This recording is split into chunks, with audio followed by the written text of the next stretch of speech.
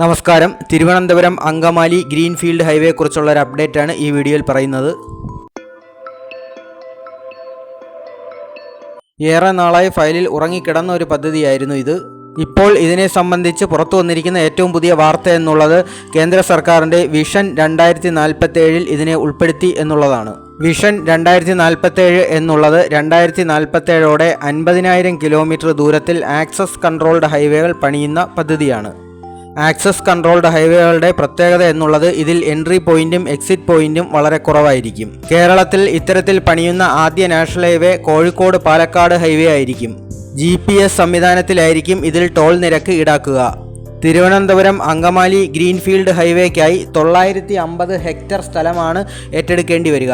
സ്ഥലം ഏറ്റെടുക്കുന്നത് താഴെ പറയുന്ന താലൂക്കുകളിൽ നിന്നായിരിക്കും: നെടുമങ്ങാട്, കൊട്ടാരക്കര, പുനലൂർ, പത്തനാപുരം, കോന്നി, റാന്നി, കാഞ്ഞിരപ്പള്ളി, മീനച്ചിൽ, തൊടുപുഴ, മൂവാറ്റുപുഴ, കോതമംഗലം, കുന്നത്തുനാട്, ആലുവ.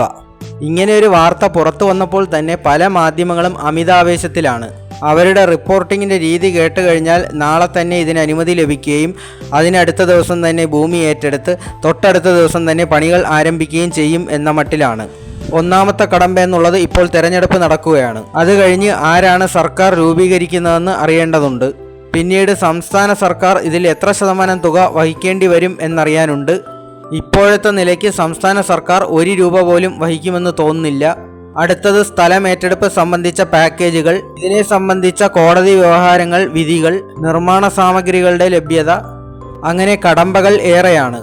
ഏതായാലും മലയാളിക്ക് സ്വപ്നം കാണാൻ ഒരു റോഡ് പദ്ധതി കൂടെയായി. ആ സ്വപ്നം പൂവണിയുമോ ഇല്ലയോ എന്നുള്ളത് കാത്തിരുന്ന് കാണേണ്ട ഒരു വിഷയമാണെന്ന് പറഞ്ഞുകൊണ്ട് നിർത്തുന്നു. Thank you.